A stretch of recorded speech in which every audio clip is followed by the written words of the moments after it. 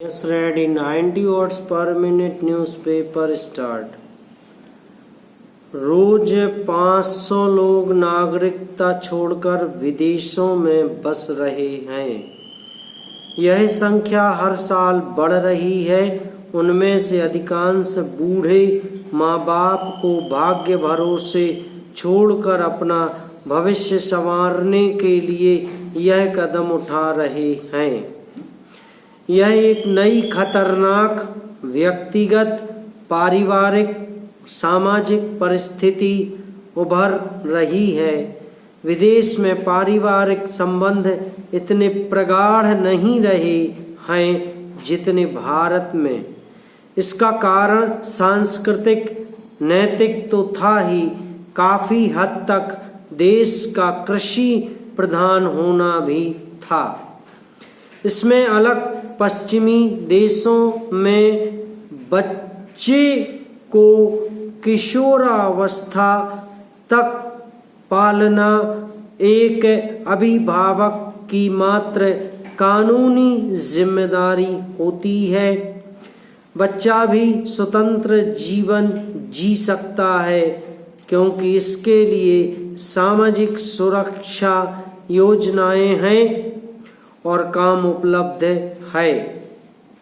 श्रवण कुमार के किस्से वाले भारत में माँ बाप अपना पेट काट कर बच्चों को शिक्षा देते हैं, अपने सुख में कटौती कर कर्ज लेकर उन्हें पढ़ाते हैं। वे बेटे के अलग रहने की कल्पना भी नहीं कर पाते हैं, लेकिन आधुनिक तौर पर पाया गया है कि उसी शहर में बेटा शादी करने के बाद अलग मकान, फ्लैट लेता है और शुरू में तो माँ बाप से संपर्क रखता है, लेकिन कालांतर में व्यस्तता या बच्चों को पालने के नाम पर इस संबंध में लोक लाजवश मात्र औपचारिकता तक सीमित कर देता है। आर्थिक विपन्नता, बुढ़ापा और बढ़ता भौतिकतावाद शायद भारत में करोड़ों वृद्ध माँ बाप को एक नए भावनात्मक संकट जनित अवसाद में ले जा रहा है। नए दौर में भारतीय पारंपरिक संस्थाओं जैसे परिवार, अटूट वैवाहिक बंधन और संबंधों को प्रगाढ़ता आज की सबसे बड़ी जरूरत है।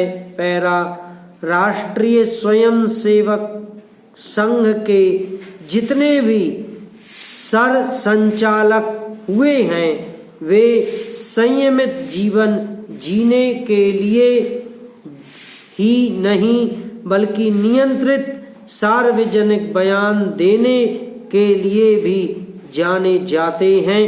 इसलिए राजनीतिक माहौल पर नजर रखने वाले लोग विजयादशमी के दिन उनके सालाना उद्बोधन का इंतजार करते हैं, जिसे अमेरिकी राष्ट्रपति के स्टेट ऑफ यूनियन स्पीच के जैसा माना जाता है। वर्तमान सर संचालक मोहन भागवत खामोशी की इस परंपरा को तोड़ते नजर आते हैं। वे गाहे बजाहे चर्चित बयान देते रहते हैं, लेकिन शब्दों को तौल कर बोलते हैं, खासकर तब जब उनकी तुलना उनके पूर्वजों के एस सुदर्शन से की जाती है। भागवत उनसे भिन्न है, मगर वे सुर्खियों के लिए मसाला देते रहते हैं। समाप्त।